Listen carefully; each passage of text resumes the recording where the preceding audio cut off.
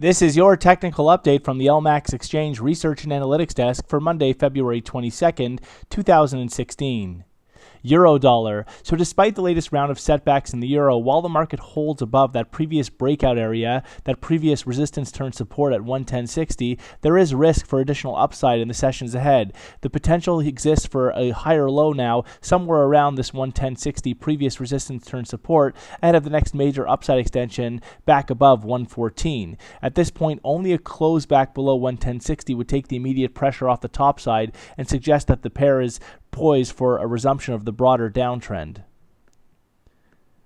Sterling dollar. So cable is back under pressure in the early week, with the market trading down to key support now at 142.35. A break and close below 142.35 on Monday will do a good job of securing or strengthening the outlook for a more immediate retest of that critical 7-year low at 140.80 further down. At this point, a break back above the recent high that we saw on Friday, which came in at 144.08, would be required to take the immediate pressure off the downside. Dollar yen. So dollar yen has done a good job of rolling over following a nice little recovery out from those multi-month lows at 110.98 from several days back. At this point, there is risk for a lower top now in play at 114.87 ahead of the next major downside extension, which would be confirmed on a break back below 110.98. That would then expose a move down towards the 107 area further down. At this point, only back above that recent high at 114.87 would take the immediate pressure off the downside. Euro Swiss. So Euro Swiss continues to be very well supported on dips, and this market favors a fresh upside extension beyond those recent highs that we saw at 112 further up. At this point, look for any setbacks to continue to be very well supported on dips towards the 109.50 area, while ultimately only a close back below 109 would give reason for concern. Aussie dollar. So Aussie continues to trade very well bid over the past several days, though the market is showing signs of wanting to top out in favor of a resumption of the broader downtrend. Look for any rallies to continue to be very well capped towards 72.65, which is a key 78.6 fib retracement, in favor of the next major downside extension and acceleration towards that recent multi-year low at 68.27. Only back above 73.85 would compromise the bearish outlook for Aussie dollar.